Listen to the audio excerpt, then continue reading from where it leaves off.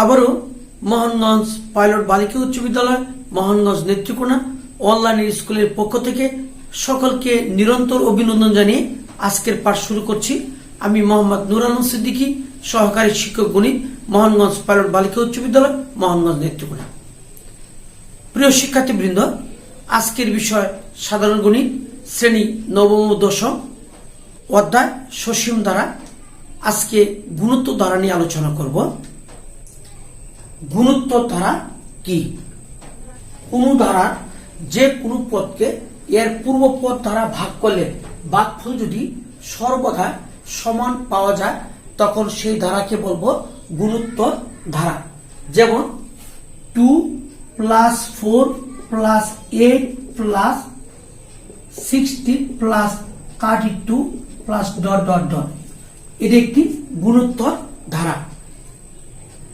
আমি বলছি যে কোনো পদ, যেমন 4 কে যদি এর পুরো পদ দ্বারা ভাগ করলে আমরা ভাগফল পাবো 2। 8 এর পুরো পদ 4 দ্বারা ভাগ করি তাহলে আমরা ভাগফল পাবো 2। 16 এর পুরো পদ 8 দ্বারা ভাগ করলে ভাগফল পাবো 2। অর্থাৎ প্রতি ক্ষেত্রে আমরা ভাগফল পাচ্ছি 2। সুতরাং এটি একটি গুণোত্তর ধারা। প্রথম পদ, গুণোত্তর ধারার প্রথম পদকে এ দিয়ে প্রকাশ করা হয়, সাধারণ অনুপাতকে 8 দ্বারা প্রকাশ করা হয়। যে কোনো পদকে তার পূর্ববর্তী পদ দ্বারা ভাগ করে যে ভাগফল পাওয়া যায় তাকে 8 দিয়ে প্রকাশ করা হয় এবং তাকে বলে সাধারণ অনুপাত। আমরা এবার কয়েকটি সূত্র দেখব। আমরা জানি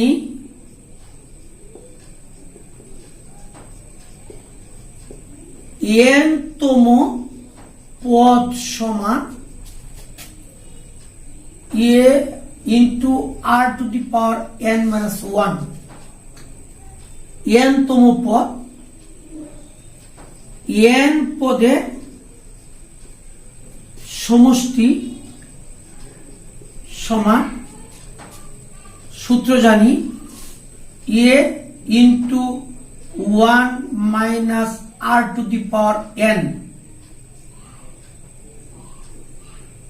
1 minus r, যখন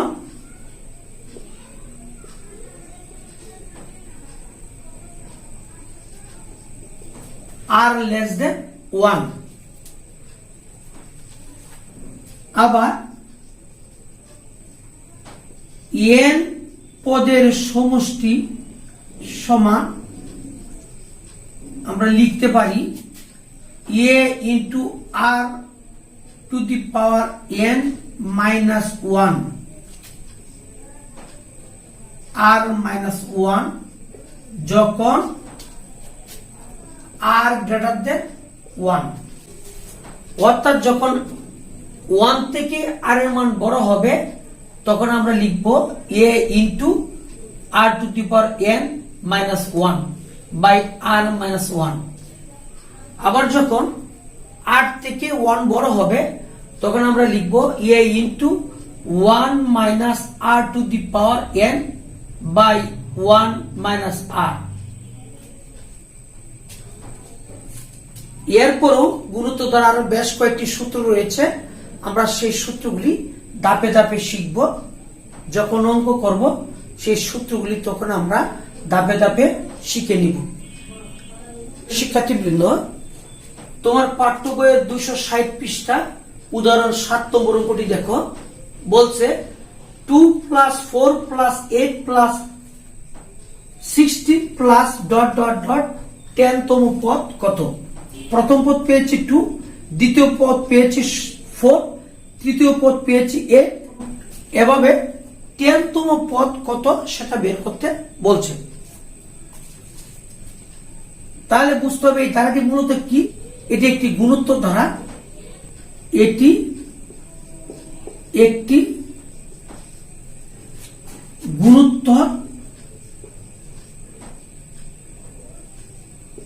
গুণোত্তর ধারা যা প্রথম পদ সাধারণ অনুপাত, যেহেতু গুণোত্তর দ্বারা তাহলে আমরা লিখব সাধারণ অনুপাত, আর অর্থাৎ কোন দ্বারা যে কোনো পদকে তার পূর্ববর্তী পদ দ্বারা ভাগ করলে যে ভাগফল পাবো তাকে আমরা বলবো সাধারণ অনুপাত। তাহলে আমি যদি 4 কে যদি তার পূর্ববর্তী পদ 2 দ্বারা ভাগ করি তাহলে আমরা রেজাল্ট পাবো 2, সুতরাং সাধারণ অনুপাত 2। আমরা জানি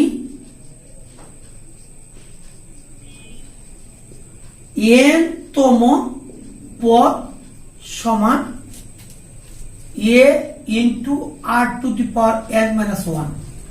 সুতরাং আমরা লিখতে পারি 10 তম পদ, n এর পরিবর্তে আমরা 10 লিখতে পারি, তাহলে এখানে n এর জায়গায় 10 হবে -1 সমান সমান আমরা কত পেয়েছি a r টু দি পাওয়ার 10 থেকে যদি 1 মাইনাস করি 9 পাবো। এর মান আমরা কত পেয়েছি 2 ইন্টু আর এর মান কত পেয়েছি 2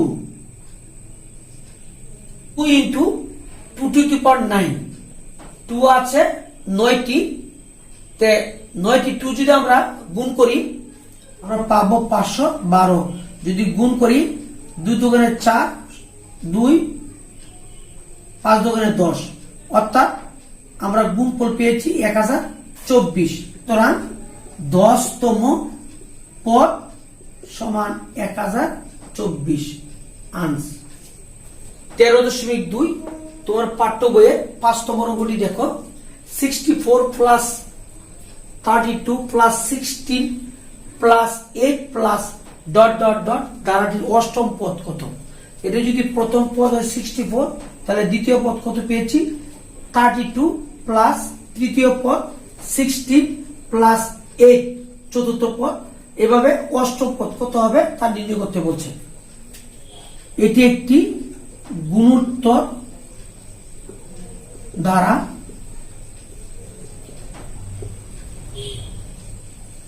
যা প্রথম পদ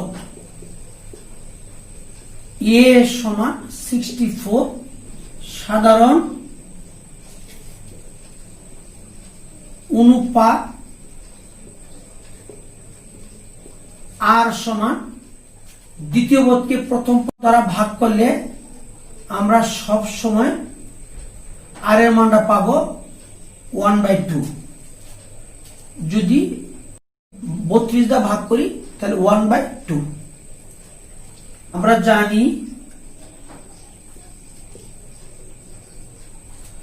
n তম পদ সমান a into r to the power n minus 1। সুতরাং অষ্টম পদ সমান লিখতে পারি a into r to the power 8 minus 1 সমান সমান আমরা লিখতে পারি a into r to the power 7 সমান সমান আমরা যদি r এর মান বসাই বা a এর মান বসাই, a এর মান 64 ইন্টু r এর মান আমরা কত পেয়েছি 1/2, r এর মান পেয়েছি 1/2 whole to the power 7, 64 into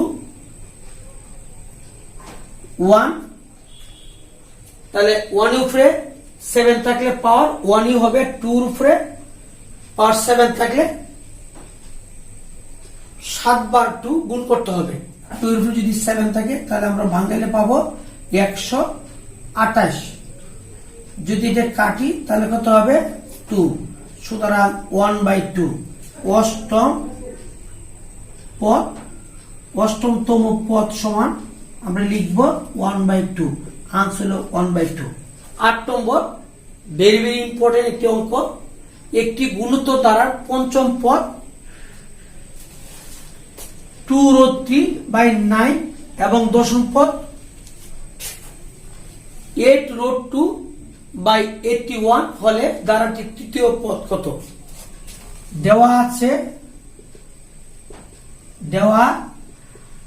আছে পঞ্চম পদ সমান 2 রোড 3 বাই 9, দশম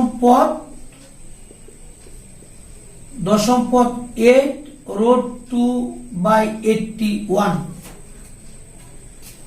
আমরা জানি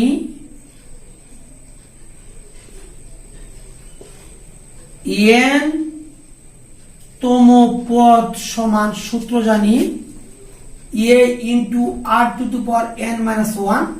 সুতরাং পঞ্চম পদ কত হবে? a r to the power 5 minus 1 সমান সমান লিখতে পারি a r to the power 4, এবং দশম পদ সমান কত হবে? a r to the power 10 minus 1 সমান সমান a r to the power 9। আমি আবার বলছি, আমরা জানি n তম পদ সমান a r to the power n minus 1। পঞ্চম পদ সমান হবে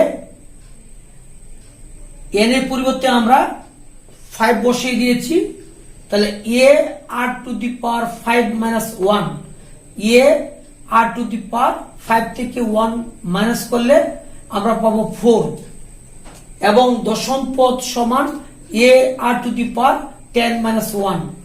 আমরা n এর পরিবর্তে আমরা 10 বসিয়ে দিয়েছি, তাহলে হবে a into r to the power 9। 10 থেকে মাইনাস 1 বাদ দিলে আমরা পাবো 9। প্রশ্ন মতে আমরা এখানে পেয়েছি পঞ্চম পদ পেয়েছি a r to the power 4, তাহলে a r to the power 4 সমান সমান সমান লিখতে পারি কত? 2 রোড 3 বাই 9। দশম পদ পেয়েছি কত? a r to the power 9, তাহলে a r to the power 9 সমান আমরা লিখতে পারি 8 রোড 2 81। আমরা দশম পদ পেয়েছি a r to the power 9 সমান লিখতে পারি 8 ইন্টু রোড 2 বাই 81। এটিকে ধরবো 1 নম্বর সমীকরণ, এটিকে ধরবো 2 নং সমীকরণ। সমীকরণ 2 কে 1 দ্বারা ভাগ করে পাই a r to the power 9 বা a r to the power 4 সমান সমান আমরা পেয়েছি 8 রোড 2 বাই 81 বা 2 রোড 3 বাই 9, বা a r to the power 9। যদি ভাগ চিহ্নকে আমরা পূরণ চিহ্ন দিই তাহলে a r to the power 4 অর্থাৎ 1 by a r to the power 4 লিখতে পারি। এর নিচে মনে মনে 1 আছে, তাহলে ভাগ চিহ্ন দেওয়ার সঙ্গে সঙ্গে ভাগ চিহ্নকে আমরা পূরণ চিহ্ন দেওয়ার সঙ্গে সঙ্গে লব হর উল্টে যাবে, সমান সমান 8 রোড 2 বাই 81 ভাগে যদি আমরা পূরণ চিহ্ন দিই তাহলে হবে 9 বাই 2 রোড 3, 2 রোড 3। ভাগ চিহ্নকে যদি আমরা পূরণ চিহ্ন দিই তাহলে পরবর্তী সংখ্যাটা লব হর উল্টে যাবে, অর্থাৎ হর হবে লব আর লব হবে হর, বা আমরা কাটতে পারি 9 9 81, 4 দোকানে 8, 4 দোকানে 8। তাহলে আমরা পেয়েছি r to the power 9, r to the power 9 by r to the power 4 সমান সমান আমরা কত পেয়েছি? 4 রোড 2, 4 রোড 2, আর এখানে পেয়েছি 9 রোড 3, 9 রোড 3, বা ভাগের সময় পাওয়ার গুলা মাইনাস হয়, তাহলে আমরা লিখতে পারি r⁴ - 4। এটাকে আমরা সমান সমান 4 কে আমরা লিখতে পারি 2 × 2 × √2, 3 × 3 × √3। আমরা জানি √2 × √2 কে আমরা লিখতে পারি √2 হোল স্কয়ার। রোড এবং স্কয়ারে কাটা যাবে, থাকবে কত 2 থাকবে। রোড এবং স্কয়ারে কাটা যায়, থাকবে কত 2। 2 সমান আমরা লিখতে পারি √2। তাহলে এখানে কত হবে, 9 থেকে 4 বাদ দিলে হবে 5। আর এখানে লিখতে পারি 2 এর জন্য 2টি √2 আর এই 2 এর জন্য 2টি √2। তো √2 হলো 4টি আর 1টি 5টি, তো √2 5। আবার 3 √3 × √3 কে আমরা লিখতে পারি √3 হোল স্কয়ার। রোড এবং স্কয়ারে কাটা গেলে থাকবে কত 3। 3 সমান আমরা লিখতে পারি √3 × √3। তাহলে 3 সমান লিখতে পারি √3 × √3, 2টে √3 আর 2টে √3 সমান 4টি √3 আর 1টি √3 আছে, মোট হবে 5টি √3। তাহলে আমরা লিখতে পারি √3 হোল টু দি পাওয়ার 5, বা লিখতে পারি r⁵ সমান লিখতে পারি √2 / √3 হোল টু দি পাওয়ার 5, বা বেস আর পাওয়ার হলো 5, আর এখানে বেস আছে কত √2 / √3, বেস আছে পাওয়ার আছে কত 5। সূচকের নিয়ম অনুসারে বেস গুলা যদি একরকম হয় তাহলে আমরা বাদ দিতে পারি, আর পাওয়ার গুলি যদি একরকম হয় তাও আমরা সূচকের নিয়ম অনুসারে আমরা কি পাওয়ার কি বাদ দিতে পারি। তাহলে যদি বাদ দিই তাহলে থাকবে কত r⁴ সমান √2 / √3। সমীকরণ 1 এ আর এর মান বসিয়ে পাই। তাহলে আর এর মান যদি বসায়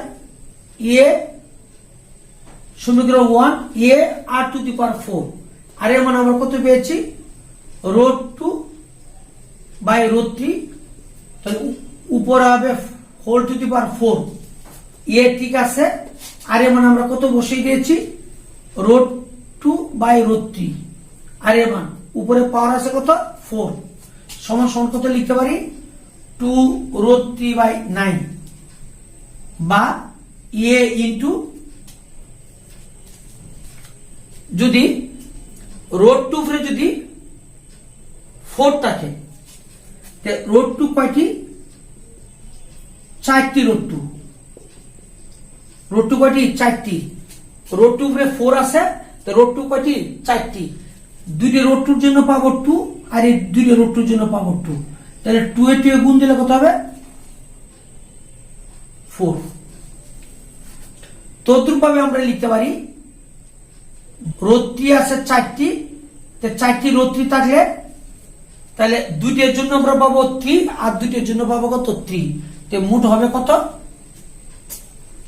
3 × 3, 3 3 9 সমান 2√3/9। যেহেতু এখানে আছে কত 9 আর 9 আছে, তাহলে আমরা যদি ওই পক্ষে কি 9 দ্বারা গুণ করি তাহলে পাবো কত 9 দ্বারা গুণ করলে 9 দ্বারা গুণ করে 9 দ্বারা গুণ করলে আমরা পাবো 4a সমান 2√3, বা তাহলে আমরা যদি 4 যদি নিচে নিয়ে নিই, এর সমান আমরা লিখতে পারি 2√3/4, বা এর সমান আমরা লিখতে পারি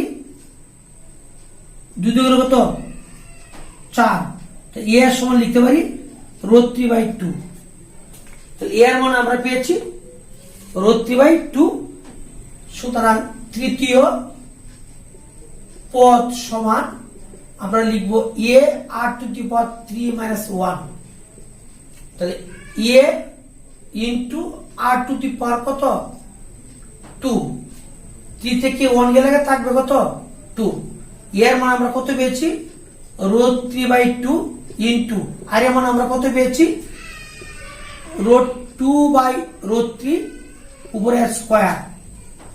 তাহলে √3/2 ইন্টু এখানে √2 উপরে স্কয়ার থাকলে হবে 2 থাকবে, আর √3 উপরে যদি স্কয়ার থাকে তাহলে লিখবো কত 3।